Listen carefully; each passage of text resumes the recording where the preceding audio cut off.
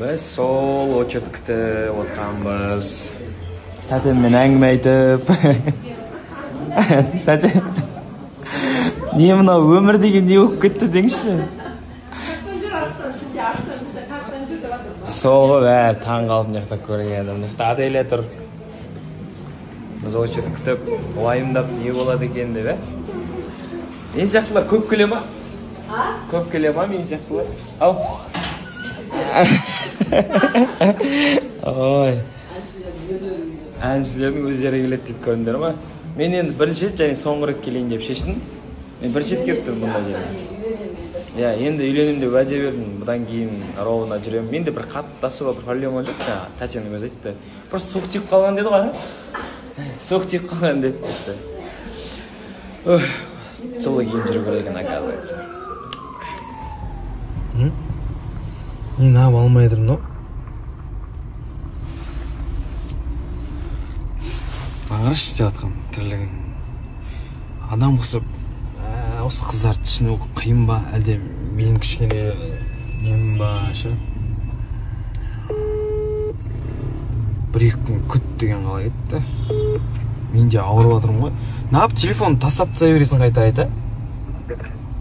Укол алып жатырмын ғой астын. Түсініп тұрмын ғой, просто сен түсінші, неқта адамдар күтіп отыр. Мен кеше бүгін деп қойдым мен. Енді сен кішкене ойланса, өзің менсіз қалай ойнатасың ғой машинаны астын. Жоқ, бірге бастадық қой ол нәрсені.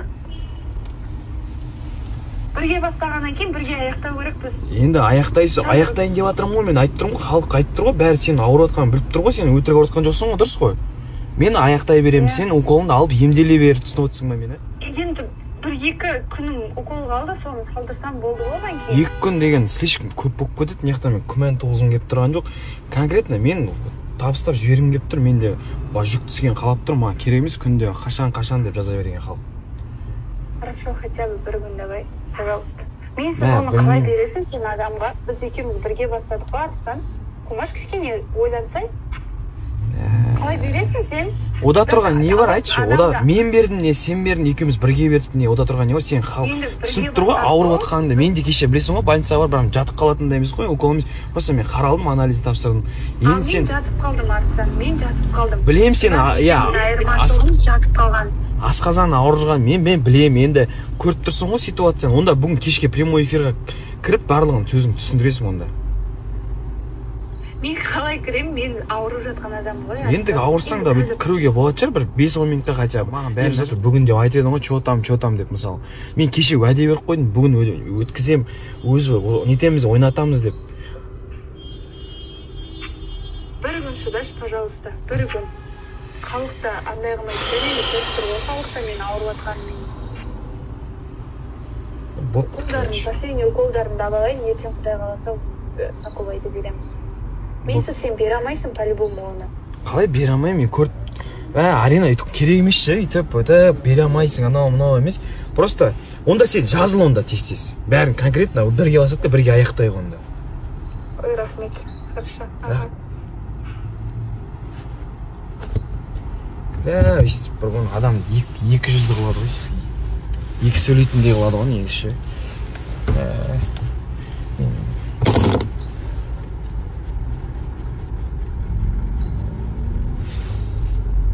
Не күлесің? Былай қарасаң, жаман боласың. Бір жағы былай қарасаң, сұрап жатыр, бірге бастадыңдар, бірге аяқтандыр. Мен нап түсіріп отырмын, өйткені мен конкретно осының жаңағы осы теманың үстінде бүгін ертең жазылып алайының темасымен уже міне қанша сағат болды? 4 сағат болды. Арена екеуміз қырылып жатқанымызға WhatsApp-пен де былай да конкретно қалай бар солай сал жереміз. Мынау да жоқ, 2-ге бөлініп жатырсыңдар, дұрыс. Халық та 2-ге бөлініп жатыр ғой қазір. Біреу халықта 2-ге бөлініп жатыр ғой. Біреу болсын дейді. Мен мысалы менің ойым екеуін бастадыңдар ма?